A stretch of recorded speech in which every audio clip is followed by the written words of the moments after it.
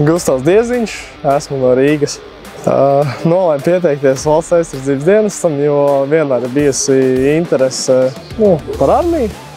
Vienmēr licies, ka karavīri kaut kā ir, es negribu teikt labāki, bet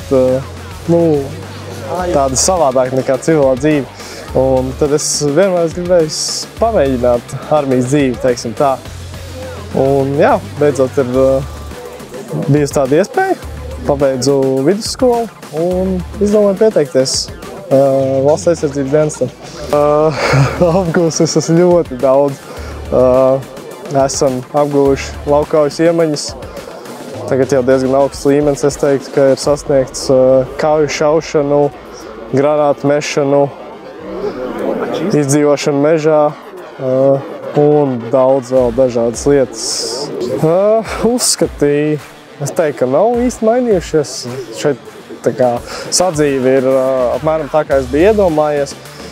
Varbūt pozitīvi ir tas, ka diēta ir mainījusies ļoti, nometis svaru esmu.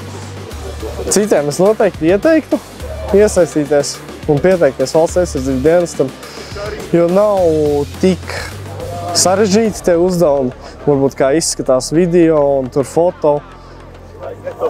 Bet ir ļoti interesanti. Ir daudz noderīgas lietas, ko var iemācīties, forša pieredze, forši komandas biedri. Noteikti iesaku pieteikties. Vai nākotnē plāno saistīt arī ar NBS?